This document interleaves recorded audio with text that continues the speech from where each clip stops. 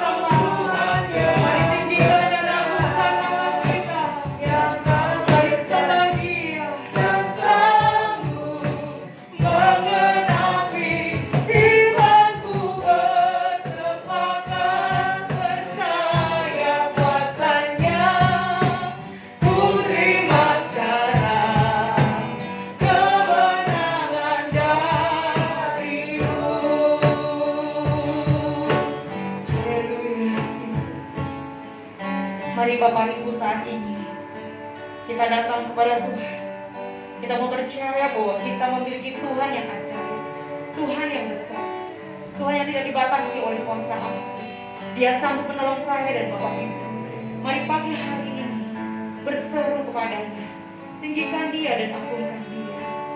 Haleluya. Ku hidup karena percaya, berjanji setiap pengharapanku selalu ada di dalammu. Amin Tuhan. Ku tidak akan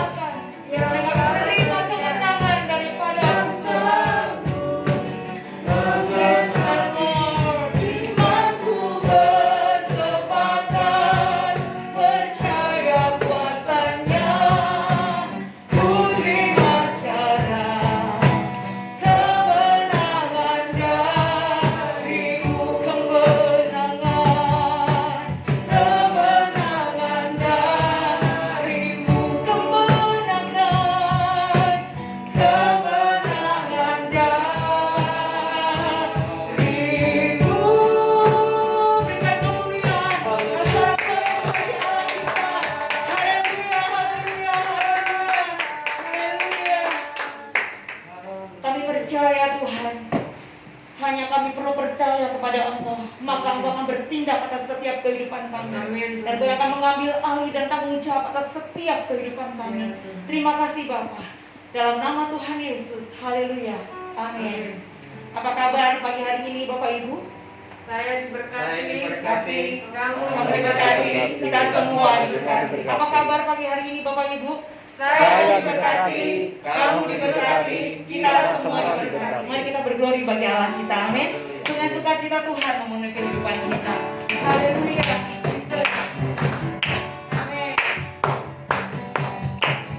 Sungai sukacitamu mengalir dalamku. Katakan bersama, yes, yes, yes, yes. Aku sukacitamu melimpah dalamku.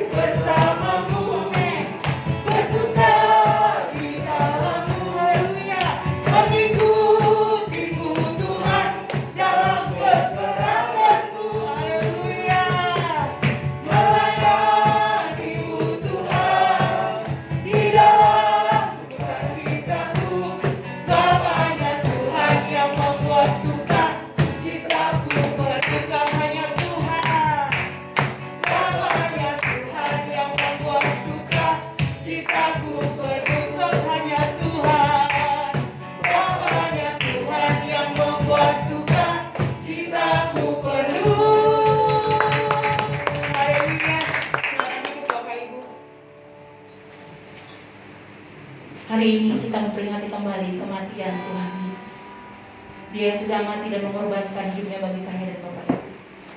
Mari kita menyadari betapa besar setiap dosa kesalahan sudah kita buat, baik disengaja maupun tidak disengaja. Tetapi Tuhan Yesus tetap mengasihi kita. Dia tetap menunggu kita dan mengulurkan tangannya dan berkata, mari kepadaku. Aku akan memberkati engkau dan mengampuni setiap dosa-dosamu. jika Engkau datang kepadaku dan mengakui setiap dosa. Mari pagi hari ini kita membawa hati kita. Dan hanya Tuhan di hidup kita. Dia yang sanggup memberikan hidup yang baru dalam setiap kehidupan saya dan Bapak Ibu. Haleluya, Yesus. Hanya Kau Tuhan di hidupku. Kau berikan hidup yang baru. Amin Tuhan. Hidup yang baru. Darahmu menyucikan. Darahmu menyucikan. Pulihkan hatiku. Ku nyatakan tolak segalanya. Engkaulah sumber pengharapan. Amin. Kuasa-Mu sanggup menyembuhkan. Jiwaku pun berserah. Jiwaku pun berserah hanya kepadamu. Yesus, Kaulah segalanya. Haleluya. Karena salibmu ku hidup. Karena salibmu ku menang. Engkau yang berkuasa sanggup untuk melakukan mujizat-Mu di hidupku. Kami percaya Tuhan, amin. Hanya Kau Tuhan di hidupku, ya Yesus. Kau berikan hidup yang baru, amin. Darah-Mu menyucikan, pulihkan hatiku. Ku nyatakan Kaulah segalanya. Kaulah sumbernya harapan, ya Yesus. Kuasa-Mu sanggup menyembuhkan. Haleluya. Jiwaku pun berserah hanya kepadamu. Yesus, Kaulah segalanya. Karena salibmu Tuhan. Karena salibmu ku hidup. Karena salibmu ya Yesus. Haleluya. Engkau yang berkuasa sanggup untuk melakukan mujizat-Mu di hidupku. Mari kita berdiri bersama-sama. Hanya Kau Tuhan di hidupku. Mari kita percaya bahwa di dalam nama Tuhan Yesus kita boleh hidup yang baru, yang menyucikan hidup kita, yang melayakkan setiap diri kita. Haleluya. Ku nyatakan Kaulah segalanya. Engkaulah sumber pengharapan kami. Amin. Kuasa-Mu sanggup menyembuhkan. Haleluya. Jiwaku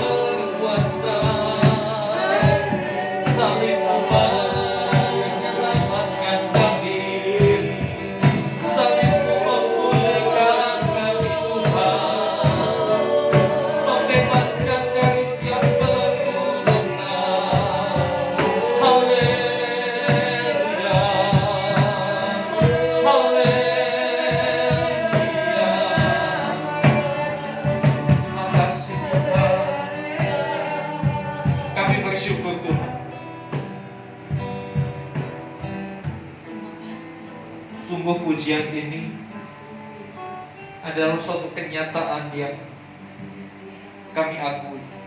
Karena salibmu kami hidup. Karena salibmu telah memerdekakan kami. Sebab itu, biarlah hidup kami senantiasa memandang kepada salib Kristus di dalam segala aspek kehidupan kami. Kami menempatkan Kristus di atas segala. Terima kasih Tuhan. Berbicaralah sekarang melalui firman. Ajarlah kepada kami apa yang benar. Tuntun kami kepada kebenaran-kebenaran, supaya hidup kami serupa dengan Kristus. Puji nama-Mu Tuhan. Di dalam nama Yesus kami berdoa. Haleluya. Amin. Silakan duduk, Bapak Ibu saudara yang dikasihi Tuhan. Senang sekali tanpa terasa kita masuk bulan Oktober. Ya. Saya merasa waktu ini berjalan begitu cepat. Sudah Oktober, nanti November, Desember. Ya. Hari-hari hidup kita, firman Tuhan katakan seperti uap, begitu cepat.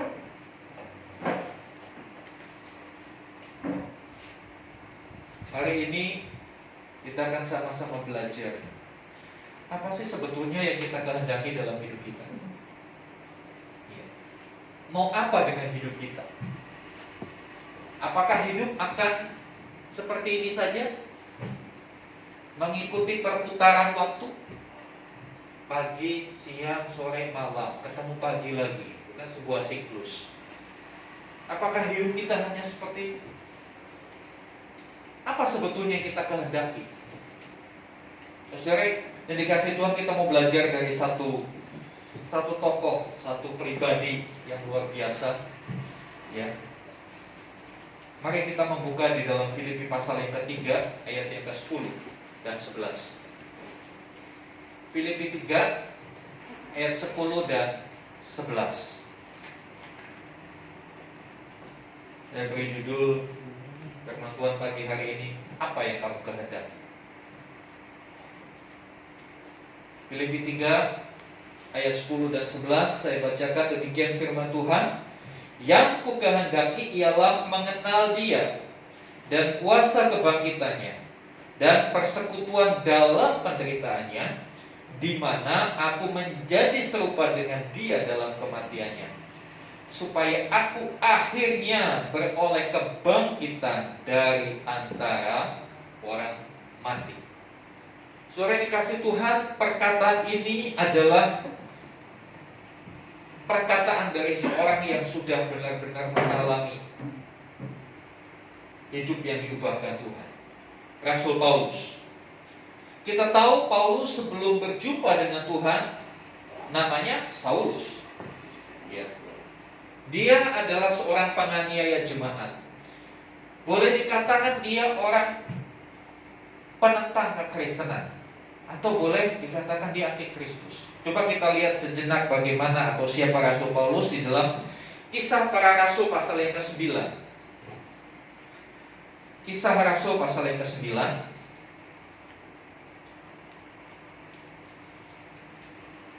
Kisah Rasul pasal 9 ayat 1, demikian firman Tuhan. Sementara itu berkobar-kobar hati Saulus untuk mengancam dan membunuh murid-murid Tuhan. Ia menghadap imam besar dan meminta surat kuasa daripadanya untuk dibawa kepada majelis-majelis Yahudi di Damsyik, supaya jika ia menemukan laki-laki atau perempuan yang mengikuti jalan Tuhan, ia menangkap mereka dan membawa mereka ke Yerusalem. Ini identitas Paulus sebelum dia ditangkap oleh Tuhan. Dia seorang penganiaya jemaat, hatinya berkobar-kobar. Dia menunjukkan satu antusias, satu semangat. Tapi semangatnya untuk apa? Untuk mengancam dan membunuh murid-murid Tuhan. Saya melihat di dalam sejarah gereja belum ada orang yang seperti itu. Begitu dikuasai oleh kebencian, begitu dikuasai oleh semangat untuk membunuh. Tetapi justru orang seperti inilah yang akhirnya Tuhan tangkap. Di dalam ayat yang ketiga dan selanjutnya dikatakan, dalam perjalanannya ke Damsyik, ketika ia sudah dekat kota itu, tiba-tiba cahaya memancar dari langit mengelilingi dia. Ia rebah ke tanah, dan kedengaranlah olehnya suatu suara yang berkata kepadanya, Saulus, Saulus, mengapakah engkau menganiaya aku? Jawab Saulus, siapakah engkau Tuhan? Jawabnya, akulah Yesus yang kau aniaya itu. Tetapi bangunlah dan berdirilah dan pergilah ke dalam kota. Di sana akan kukatakan kepadamu apa yang harus kau perbuat. Maka termangu-mangulah teman-temannya seperjalanan, karena mereka memang mendengar suara itu, tetapi tidak melihat seorang juga pun. Saulus bangun dan berdiri, lalu membuka matanya, tetapi ia tidak dapat melihat apa-apa. Mereka harus menuntun dia masuk ke Damsyik. 3 hari lamanya ia tidak dapat melihat, dan 3 hari lamanya ia tidak makan dan minum. Saudara dikasih Tuhan, ada satu kisah yang dramatis dalam kehidupan seorang Saulus, si penganiaya jemaat. Dalam perjalanannya ke Damsyik, di ayat sebelumnya kita melihat dia ke Damsyik untuk minta surat, untuk minta lisensi, untuk bisa menangkap orang-orang percaya pada waktu itu. Dikatakan dalam perjalanan ke Damsyik, di tengah perjalanan sudah dekat kota itu, tiba-tiba ada cahaya. Ada cahaya memancar dari langit mengelilingi dia. Ini agak sulit ya, kita gambarkan seperti apa. Tapi itulah yang terjadi. Dan cahaya itu membuat dia gak bisa berdiri. Dikatakan dia rebah ke tanah dan terdengar suara. Dan yang mendengar suara ternyata bukan cuma Saulus, tapi teman-teman seperjalanannya. Dia ke Damsyik nggak sendiri, dia bawa tim. Teman-teman satu timnya dikatakan mendengar juga ada suara, tapi nggak ada orangnya. Dan yang lebih aneh lagi, setelah itu Paulus jadi buta. Dan suara itu memperkenalkan diri sebagai Yesus Kristus yang dianiaya. Kalau kita pikir cerita ini, Paulus kan gak ikut waktu penyaliban Tuhan. Penyaliban Tuhan itu jauh, beberapa tahun sebelum Paulus dimunculkan. Kurang lebih sekitar 40-50 tahun dalam sejarah. Tetapi kenapa kok Tuhan berkata, aku Yesus yang kau aniaya itu? Ini ada satu hal yang menarik. Yang Paulus aniaya sebetulnya siapa? Murid-murid Tuhan. Bukan Tuhan Yesus kan? Murid-murid Tuhan. Tapi Tuhan berkata, kamu menganiaya aku. Dengan kamu menganiaya murid-muridku, dengan kamu membunuh, mengancam orang-orang percaya, kamu sedang menganiaya aku. Dan disitulah perjumpaan Paulus dengan Tuhan. Dari titik ini, dari peristiwa ini, ada satu perubahan dalam hidup Paulus. Yang tadinya benar-benar membenci, berseberangan dengan ajaran Kristus. Kita lihat, kalau Bapak Ibu nanti baca seluruh kitab para rasul, Paulus mengalami satu perubahan yang luar biasa. Berubah itu bukan 360 derajat. Berubah itu hanya 180 derajat. Kalau 360 tadinya ke sana, muter balik lagi ke situ. Ya kan? Berubah itu 180 derajat. Dari sini ke sini. Itu berubah.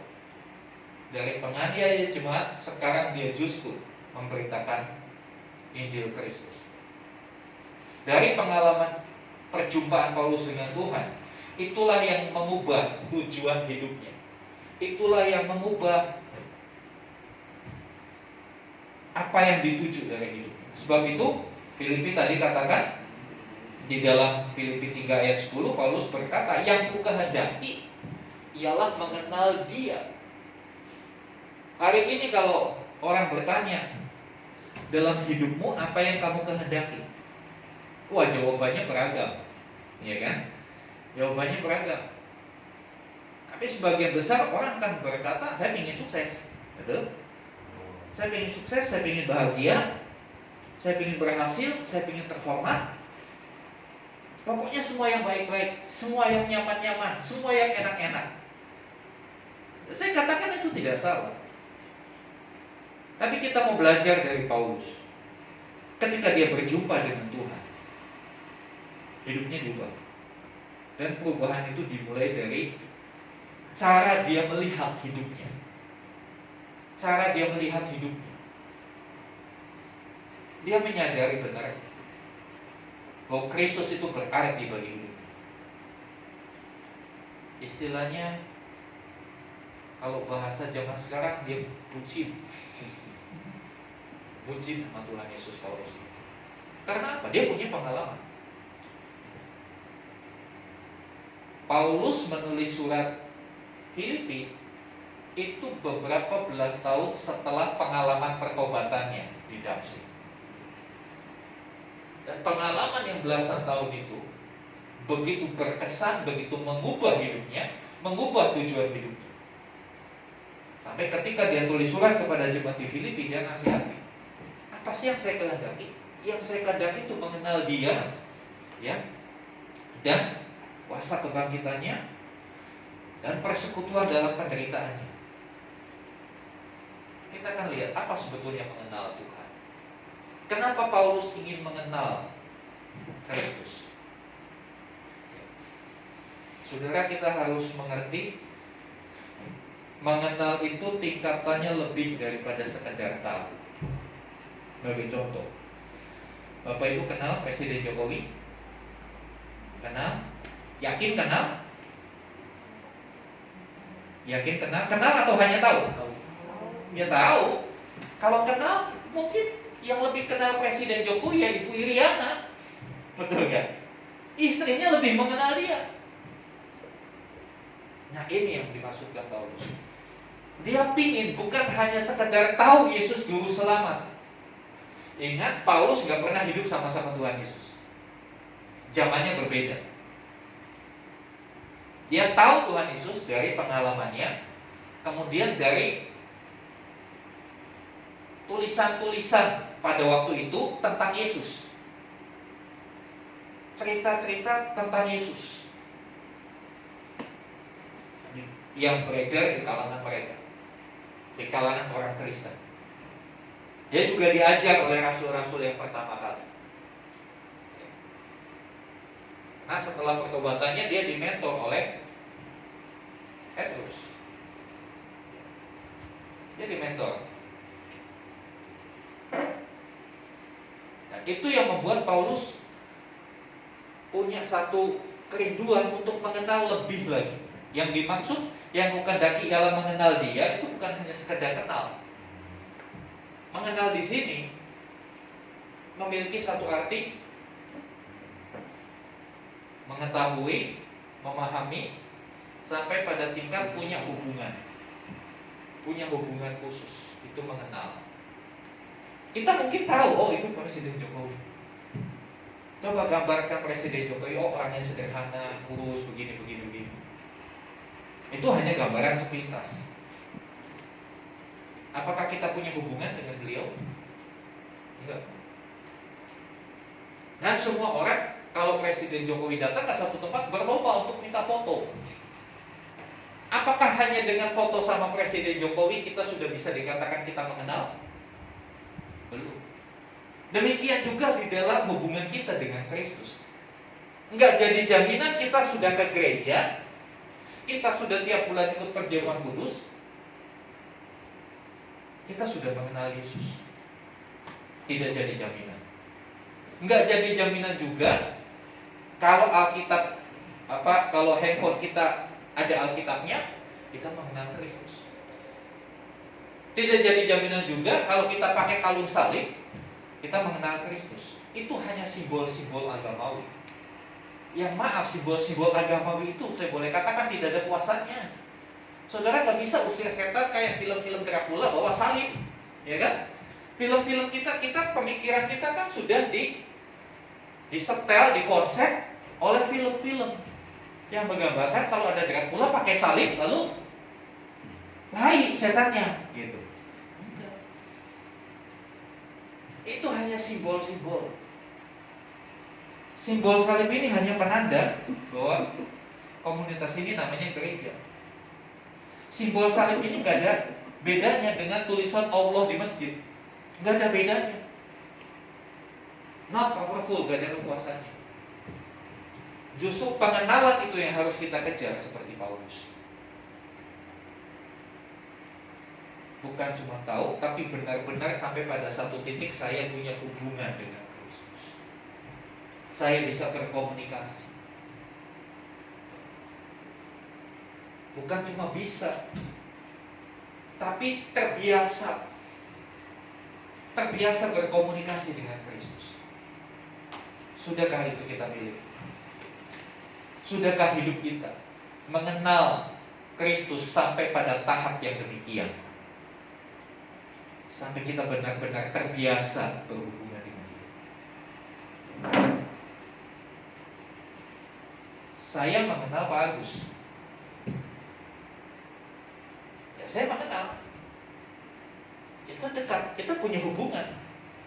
Malam saya tidur di rumahnya, obrolannya panjang lebar. Itu namanya orang punya hubungan, orang punya pengenal. Tapi pengenalan itu ada tingkatannya. Saya mengenal Pak Agus tidak seperti ibu ini mengenal Pak Agus. Pastinya ibu ini lebih mengenal Pak Agus kan seperti itu. Oleh sebab itu, jangan cukup puas dengan sebutan saya orang Kristen, saya pengikut Kristus. Tapi mari kita kejar pengenalan itu lebih dan lebih lagi. Apa yang kita kenal dari Tuhan Yesus?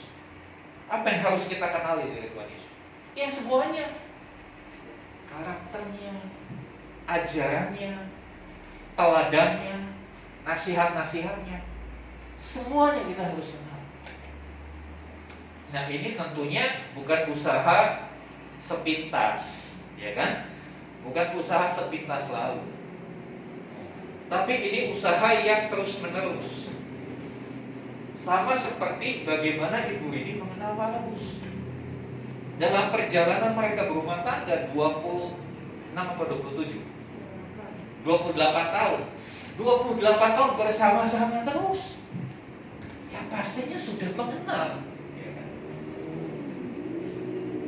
Kadang-kadang kekristenan kita cukup bangga. Saya sudah Kristen dari lahir.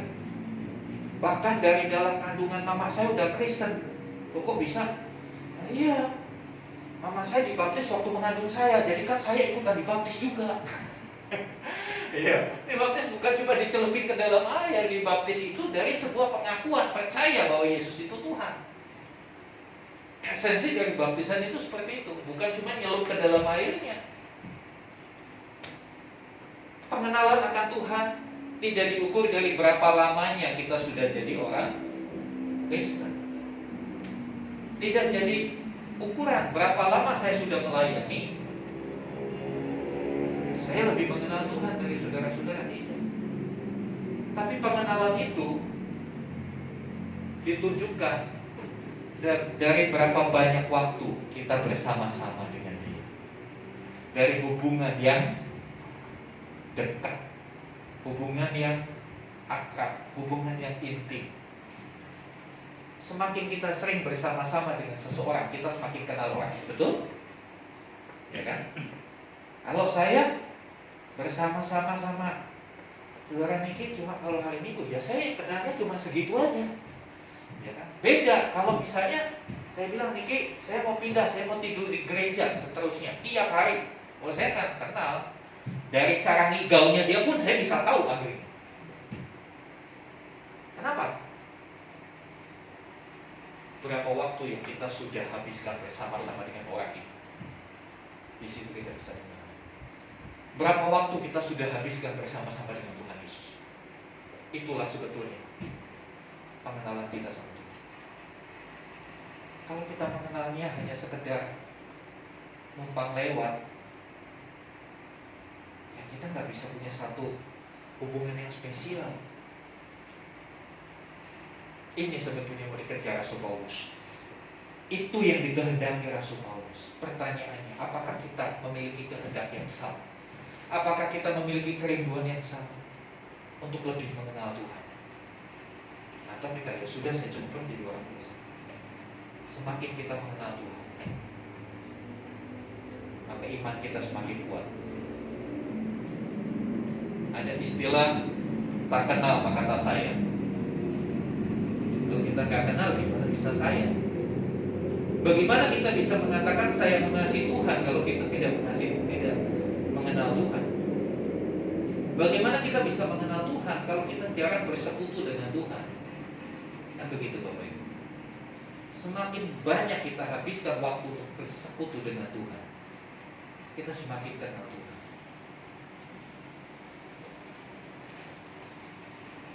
Kadangkala tanpa harus berkata kita sudah tahu. Saya dengan istri saya, kita sudah 21 tahun rumah tangga. Istri saya sudah tahu. Kalau dengan saya nggak usah ngomong, dengan pandangan mata saya aja, gerakan mata saya, dia udah tahu saya itu suka atau tidak suka, tanpa harus kata-kata. Seharusnya pengenalan kita sama Tuhan seperti itu. Kita tahu apa yang kita lakukan ini menyenangkan Tuhan apa enggak. Apa yang saya sudah perbuat ini, apakah ini membuat Tuhan senang apa sedih. Kita harus sampai pada tingkat pengenalan seperti itu. Bukan hanya sekedar oh Yesus lahir, waktu Natalan itu merayakan kelahiran Tuhan Yesus. Yesus lahir di kandang domba, susah cari penginapan, bla bla bla bla bla. Itu hanya kulit. Tapi mari kita mengenal jauh lebih daripada itu. Pada pribadinya, prinsip-prinsip hidupnya, keteladanannya. Semakin kita mengenal, semakin kita bisa mengasihi Tuhan. Bukankah Tuhan Yesus berkata, seluruh hukum Taurat itu dirangkum hanya 2 hukum. Hukum yang pertama, kasihilah Tuhan Allahmu dengan segenap hatimu, dengan segenap jiwamu, dan dengan segenap kekuatan akal budimu. Hukum yang kedua, yang sama dengan itu, kasihilah sesamamu manusia seperti kau mengasihi dirimu sendiri. Kita gak akan pernah bisa mengasihi Tuhan kalau kita gak berusaha mengenal Dia. Semakin kita kenal Dia, semakin kita kabur, semakin kita menggila-gilakan kepala dan berpikir luar biasa Tuhan, luar biasa Tuhan. Dan ketika kita bisa mengalami hal-hal itu, iman kita jadi kuat. Seperti saya katakan, mau pandemi ini 10 tahun lagi, selagi kita makin mengenal Tuhan, kita gak pusing, kita gak goyah. Kenapa orang goyah? Karena gak ada pegangan.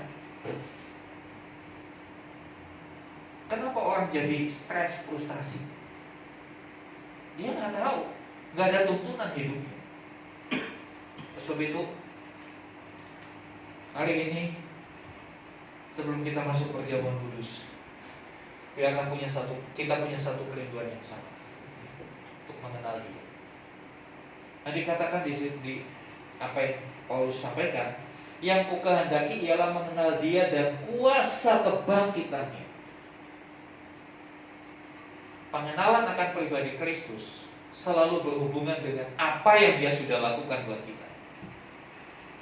Mengenal Kristus itu selalu berhubungan dengan apa yang sudah Dia lakukan buat kita. Karena melalui apa yang Dia sudah lakukan, karyanya itu sangat berdampak buat kehidupan kita. Karena Dia hidup hanya untuk manusia. Hidupnya dikorbankan untuk keselamatan manusia. Dan dikatakan mengenal kuasa kebangkitan dan persekutuan dalam penderitaannya, di mana aku menjadi serupa dengan Dia dalam kematian. Kalau kita membaca ayat ini sepintas, kita bingung, apa sih maksudnya, kok kayaknya tidak jelas. Tapi sebetulnya ini adalah satu perjalanan perubahan kehidupan orang percaya. Karena kekristenan itu sejatinya adalah sebuah perubahan hidup. Saya mau berkata kekristenan bukan sekedar agama, tapi kekristenan adalah sebuah perubahan hidup yang Tuhan kerjakan. Dari hidup yang mengikuti hawa nafsu berubah jadi hidup yang mengikuti jalan-jalan Tuhan. Saudara yang dikasih Tuhan, ada satu urutan yang logis di sini, ya. Ada kata-kata kebangkitan, berapa kali kata kebangkitan disebut itu, ya. Kemudian ada kata kematian, ada kata penderitaan. Ya, ada kata kebangkitan, ada kematian, ada penderitaan. Apa maksud semuanya? Saudara yang dikasih Tuhan, pola pikir manusia jemaat di Efesus pada waktu itu, ya hidup ini ya berujung hanya mati. Mati itu adalah the end of the life, akhir dari kehidupan. Mereka berpikir mati itu sesuatu yang menyusahkan, suatu yang ya sudah, kalau sudah mati sudah, dia end finish, nggak ada apa-apanya lagi, nggak ada yang bisa dibuat setelah orang itu mati. Itu cara berpikir jemaat pada waktu itu, orang-orang di kota Filipi. Melalui tulisannya Paulus mau mengubah cara berpikir mereka, bahwasanya setelah mati ada satu kata lagi yang namanya kebangkitan. Ini adalah satu pengharapan, satu berita pengharapan yang Paulus katakan, bahwa kematian itu bukan akhir dari segala sesuatu. Karena Allah dengan kuasanya sanggup membangkitkan orang mati. Dan itu dibuktikan melalui kehidupan Kristus sebagai contoh, sebagai prototipe, sebagai role model bagi kita. Dia mati, ya dia mati, tapi dia tidak berhenti di titik situ, dia bangkit. Sehingga yang Paulus menerapkan dalam cara berpikir jemaat Tuhan adalah, kalau mau ngalami kebangkitan harus mati dulu. Ya mungkin orang dikatakan bangkit tapi kalau nggak mati, ya kan? Sama seperti, oh dia sembuh, ya nggak bisa bilang sembuh kalau nggak sakit, ya kan? Sebelum sembuh harus didahului dengan sakit.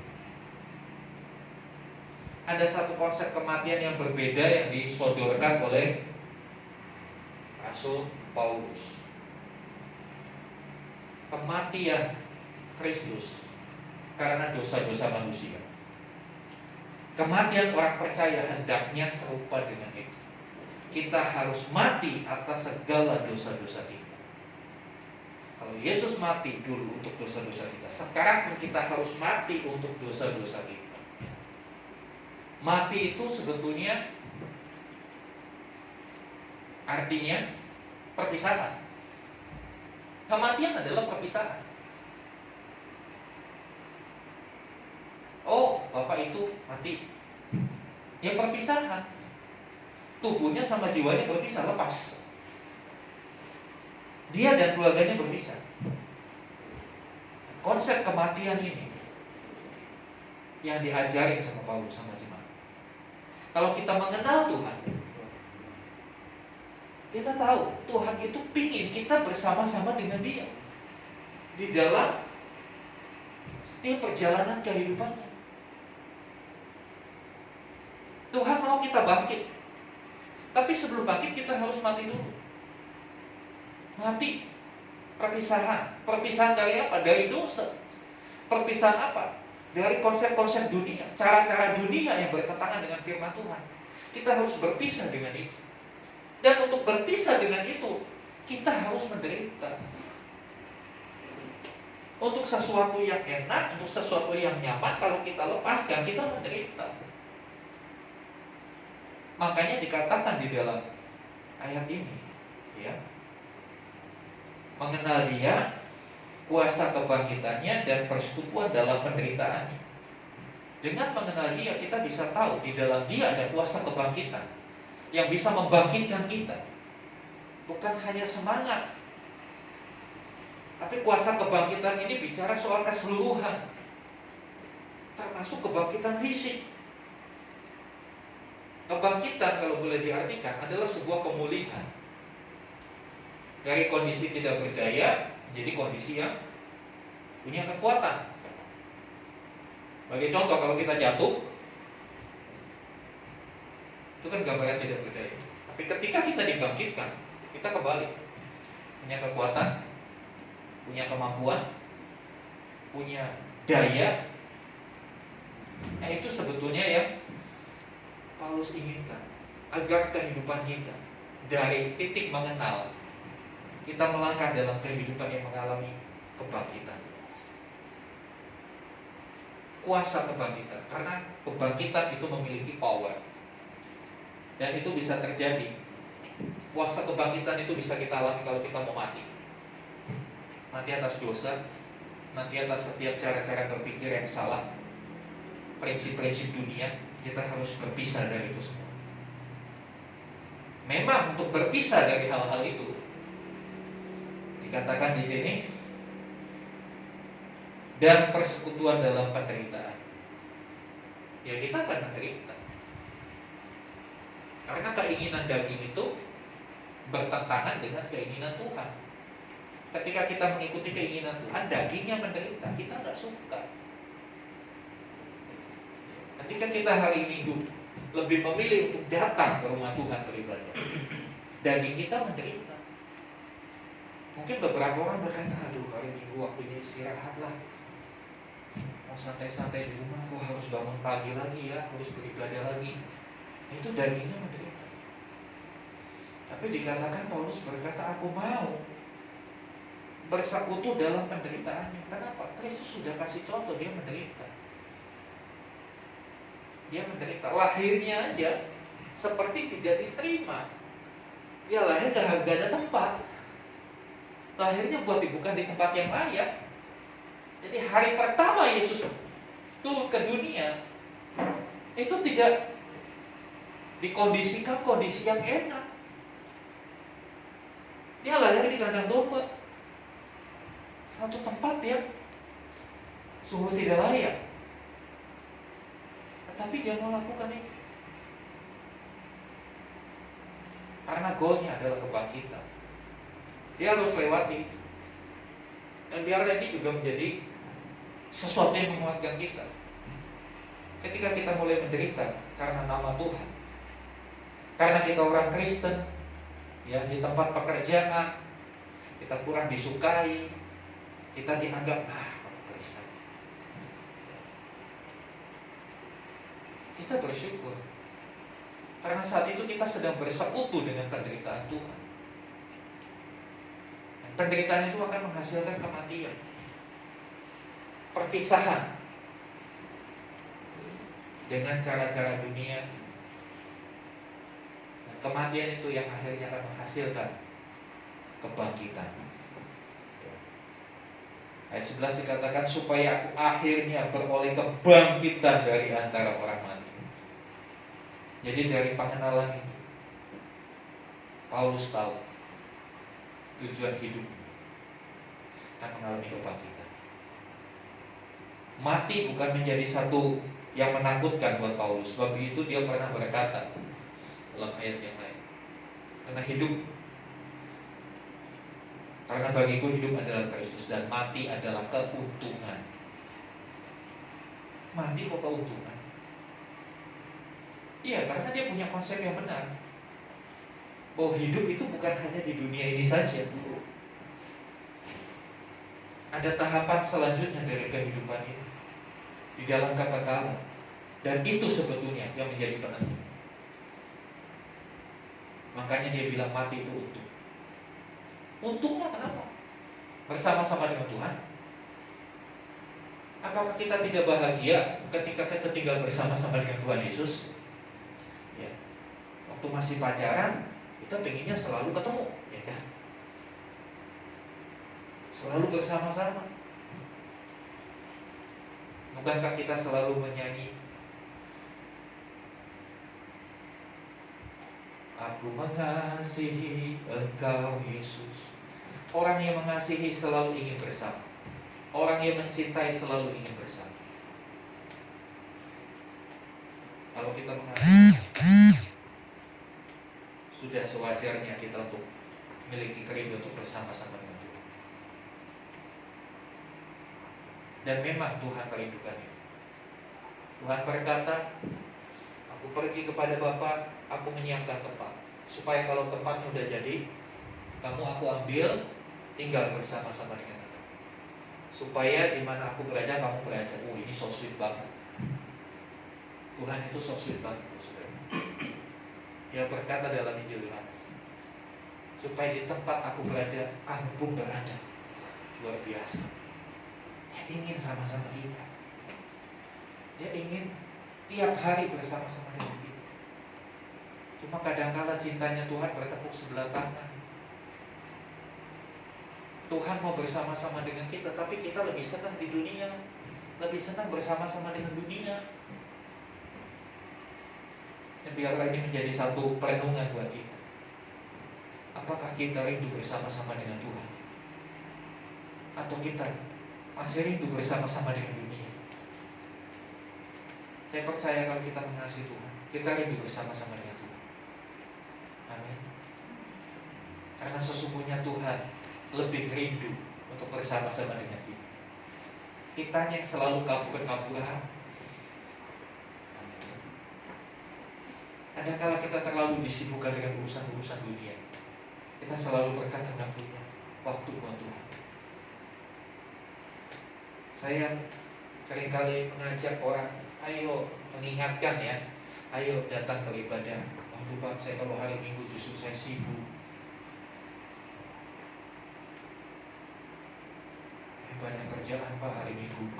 Ya itulah manusia. Ketika Tuhan rindu bersama-sama dengan kita, kita sibuk dengan urusan kita. Pikiran kita punya masalah, kita teriak sama Tuhan, Tuhan tolong. Ya, itu bahasa Yunaninya orang begitu boceng gitu.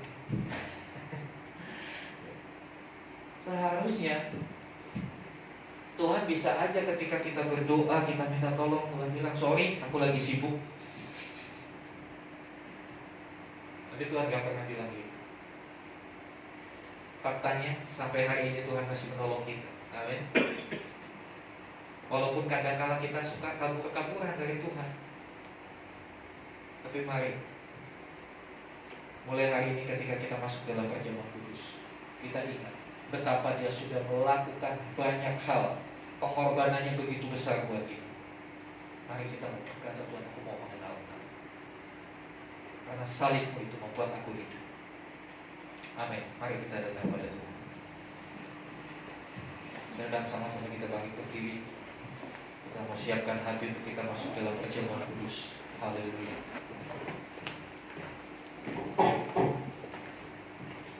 Kita kembali mengatakan, hanya Kau Tuhan di hidupku. Dengan satu pengertian, oh benar, hanya Tuhan di dalam hidup. Sehingga kita bisa berkata seperti Paulus, yang kukehendaki adalah mengenal Dia dan kuasa kebangkitan dan persekutuan dalam penderitaan. Tentu saja menderita bukan karena kita berbuat dosa, tapi kita menderita karena mengikuti jalan-jalan Tuhan. Haleluya.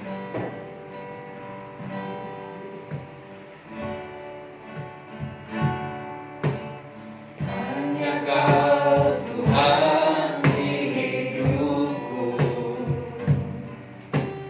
Kau berikan hidup yang baru. Darah-Mu menyucikan, pulihkan hatiku. Punya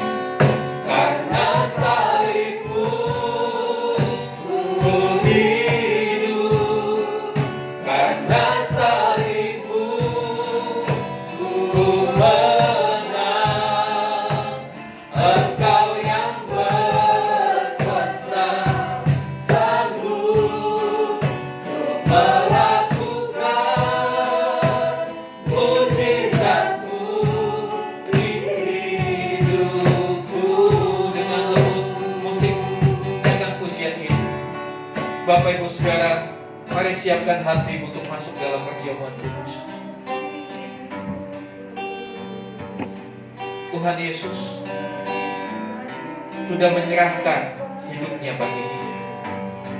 Pengorbanannya begitu luar biasa, supaya kita mengalami kebangkitan di dalam Dia. Kalau Dia bangkit, kita pun akan bangkit.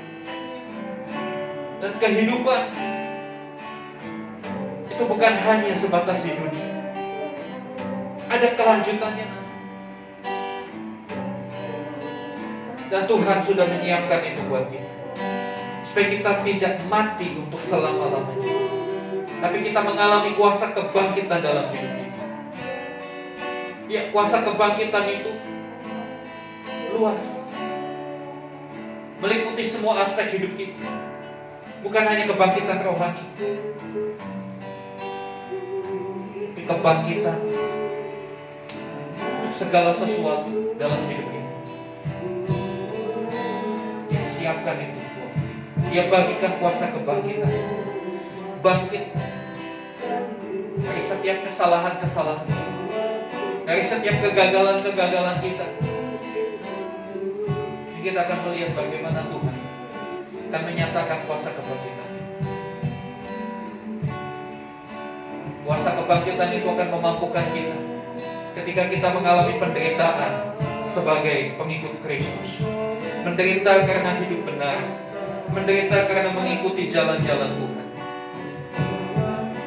Dan penderitaan itu sesungguhnya akan membuat hidup kita benar-benar dipisahkan dari dunia. Haleluya. Saya undang ulang perjamuan kudus, bagus.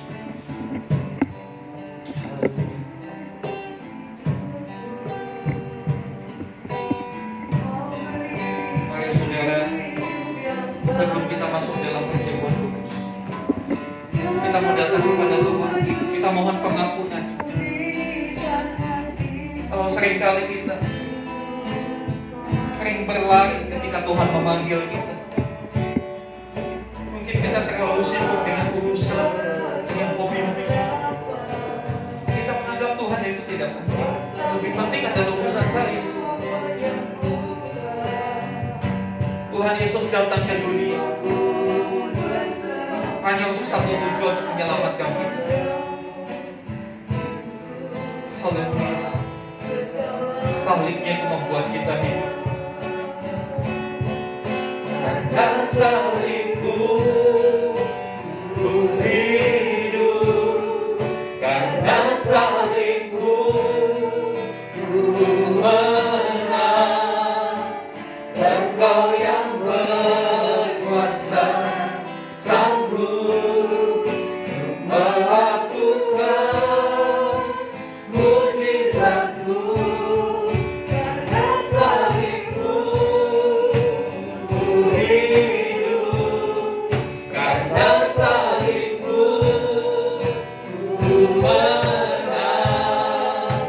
Engkau yang berkuasa sanggup melakukan mujizatmu di hidupku. Kami mengangkat roti dan anggur yang adalah buat tantangan manusia. Mari kuduskan, sucikan. Melaluinya kami beroleh pemahaman, pengertian, peringatan akan apa yang Tuhan Yesus sudah lakukan bagi hidup kami. Biar roti dan anggur ini benar-benar boleh menyadarkan kami betapa tubuhmu sudah dipecahkan bagi kami, betapa darahmu sudah dikorbankan untuk segala dosa kelemahan kami. Dan biarlah kami boleh berlayak dengan hati yang benar, pemahaman yang benar, masuk dalam perjamuan kudus. Terima kasih kalau Tuhan sudah mengundang kami untuk ambil bagian dalam perjamuan kudus, di mana kami dipersatukan sebagai tubuh Kristus dengan sang kepala, yaitu Kristus. Terima kasih. Haleluya.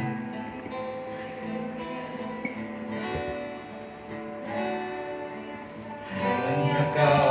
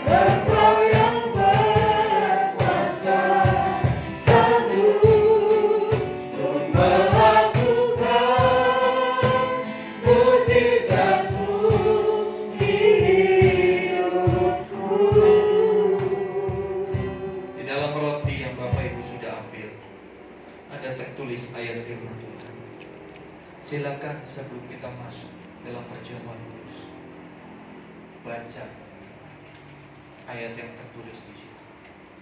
Biarlah setiap ayat itu menjadi rema buat setiap kita. Kalau itu adalah janji Tuhan, yakini dan percaya. Kalau itu sebuah teguran, bertobat. Kalau itu sebuah peringatan, maka perhatikanlah itu. Haleluya, haleluya. Mari kita angkat roti lebih tinggi dari kepala kita. Dengarkan firman Tuhan. Sebab apa yang telah kuteruskan kepadamu, telah kuterima dari Tuhan, yaitu bahwa Tuhan Yesus pada malam waktu Ia diserahkan mengambil roti, dan sesudah itu Ia mengucap syukur atasnya. Ia memecah-mecahkannya dan berkata, inilah tubuh yang diserahkan bagi kamu. Perbuatlah ini menjadi peringatan akan ini. Bukankah roti yang kita angkat adalah persekutuan dengan tubuh Kristus? Amin. Di dalam nama Tuhan Yesus kita makan. Haleluya.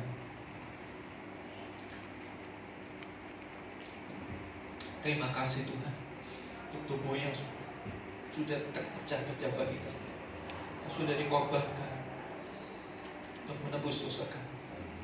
Haleluya, haleluya. Mari kita angkat cawan.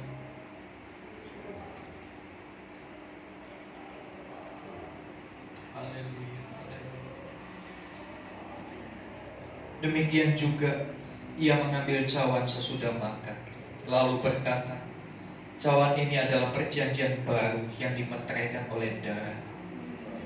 Perbuatlah ini setiap kali kamu meminumnya, menjadi peringatan akan aku.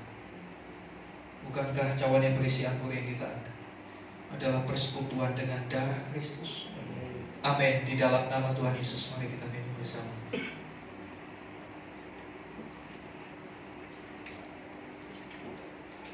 Haleluya, haleluya.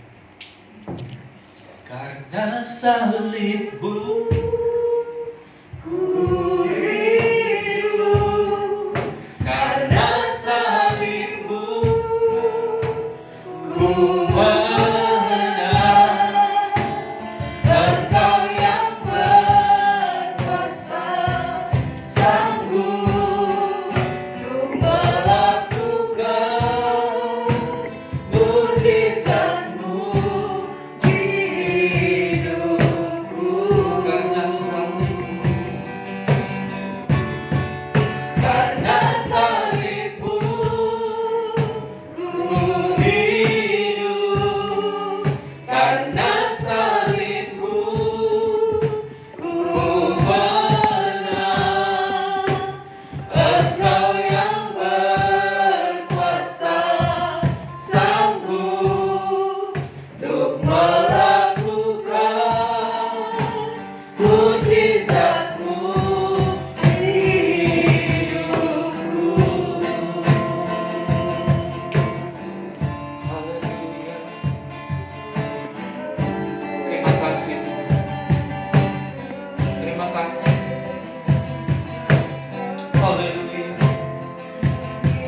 Terima kasih untuk pengorbanan. Terima kasih untuk hidup yang sudah Tuhan berikan. Salib-Mu amat mulia. Salib-Mu mengerjakan perubahan bagi hidup kami. Dan biarlah seperti hamba-Mu Rasul Paulus, kami sekalian memiliki keinginan yang sama untuk kami mengenal Engkau, mengalami kuasa kebangkitan, dan tidak ragu untuk bersekutu dalam penderitaan itu. Karena itu akan menghasilkan kebangkitan atas seluruh kehidupan kami. Meteraikan ya firman-Mu dalam hidup kami. Biar perjamuan kudus ini boleh membawa kami untuk lebih mengasihi Tuhan, karena Tuhan terlebih dahulu mengasihi kami. Biarlah kami selalu diingatkan untuk kami senantiasa menyediakan menyediakan waktu bagi itu. Untuk kami boleh bukan hanya mengetahui Tuhan, tapi kami bergaul dengan Tuhan, mengalami banyak hal bersama dengan Tuhan. Terima kasih Tuhan. Puji nama. Di dalam nama Yesus kami berdoa. Amin. Silakan duduk Bapak Ibu. Puji nama pagi hari ini, jika firman-Mu mengingatkan kami kembali betapa rindunya kami dekat kepada Engkau, betapa Engkau rindu kami mengenal Engkau secara pribadi. Sebab itu Tuhan, kami minta belas kasihan-Mu, berikan kami hati yang senantiasa terpaut kuat kepada Engkau, hati yang sangat haus dan rindu untuk kami mengenal Engkau. Terima kasih Bapa buat pagi hari ini, buat kesempatan untuk kami memberikan sebagian apa yang kami miliki. Tuhan, sucikan, kuduskan persembahan ini untuk kemuliaan-Mu dan pekerjaan-Mu. Engkau memberkati kami dengan berkat-berkat yang terbaik daripada-Mu. Terima kasih Bapa. Di dalam nama Tuhan Yesus Kristus kami berdoa dan mengucap syukur. Haleluya. Amin. Kita akan mendengarkan pengumuman dari Bapak Gembala. Ya, puji Tuhan Bapak Ibu. Sebagai Gembala, saya mengucapkan terima kasih untuk setiap persembahan yang Bapak Ibu sudah persembahkan, baik persembahan umum maupun persembahan persepuluhan. Saya mau sampaikan bahwa persembahan persepuluhan itu bukan untuk kehidupan kami sebagai Gembala, tapi 100% untuk pengadaan tempat ibadah, untuk sewa tempat ibadah. Ya, kemudian persembahan umum, kolektor setiap minggunya itu untuk operasional gereja, listrik, air, dan sebagainya, keperluan-keperluan di dalam pekerjaan Tuhan di tempat ini. Ya, dan lagi kita sudah masuk bulan Oktober, tersisa 2 bulan lagi kita akan merayakan Natal sekaligus ulang tahun gereja kita yang pertama. Bersyukur tidak terasa 1 tahun kita lewati. Sebab itu kita akan bersama-sama mengadakan ibadah ucapan syukur Natal dan ulang tahun gereja tanggal 12 Desember. Nah, untuk itu saya mengajak kita semua untuk sama-sama terlibat, ya, baik di acara maupun di kegiatan-kegiatan yang kita adakan. Ya, nanti selanjutnya lebih jelas informasi di grup WA. Ya. Oleh karena itu, karena Natal ini dari kita, oleh kita, untuk Tuhan. Iya, dari kita, oleh kita, bukan untuk kita lagi. Apa gunanya kalau untuk kita lagi? Dari kita, oleh kita, untuk Tuhan, untuk kemuliaan Tuhan. Saya mengajak kita untuk sama-sama berpartisipasi. Nanti setelah ibadah, kami sudah siapkan amplop persembahan Natal. Ya, ini hanya 1 kali saja. Silakan Bapak Ibu isi, bawa pulang dulu, kemudian berdoa. Nanti minggu-minggu akan datang bisa diserahkan. Ya, ini nanti bisa diambil dengan Ibu Gembala. Sekali lagi, kita mau benar-benar fokus melakukan segala sesuatu bagi Tuhan. Di samping itu juga kita akan berdoa, kita akan terus berupaya untuk pengadaan tanah ibadah. Saya rindu kita bukan terus-terusan di tempat ini, tapi kita berdoa supaya Tuhan bisa kasih satu tempat, satu lokasi untuk kita bangun gereja, sehingga ada banyak pelayanan yang bisa dilakukan kalau itu sudah tempat kita. Ya, jadi saya mengajak kita sama-sama berdoa dan kita mulai melangkah. Karena kalau nggak melangkah, nggak jalan-jalan, ya kan? Bapak Ibu mau ke Jakarta, tapi kalau nggak melangkah cuma di depan TV aja nggak sampai di Jakarta. Harus melangkah. Meninggalkan TV, matikan TV, keluar, bawa kunci mobil, starter, jalan. Tapi kalau nggak melangkah, nggak akan nyampe. Demikian juga perkembangan gereja ini. Kalau kita tidak melangkah, kita tidak akan pernah mengalami kemajuan perkembangan.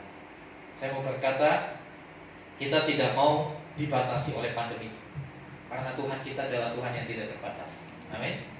Ya, saya kira itu ibadah seperti yang sudah disepakati bersama, minggu jam 8 dan jam 10. Mari sama-sama kita bangkit berdiri. Kita akan berdoa syafaat. Mari silakan kita sama-sama berdiri. Silakan Pak Didi.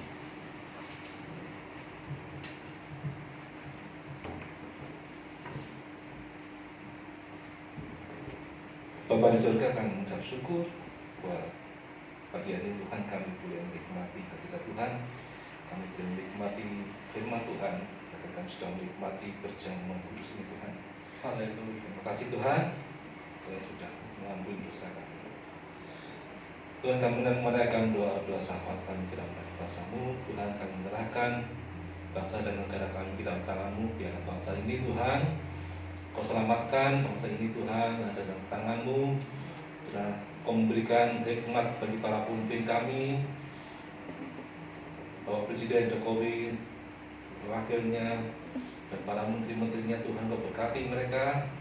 Biarlah roh takut akan Tuhan ada dalam diri mereka Tuhan, sehingga setiap keputusan Tuhan itu sudah berasal daripada Tuhan, sehingga itu semuanya Tuhan adalah baik bagi kami, baik bagi seluruh rakyat Indonesia Tuhan.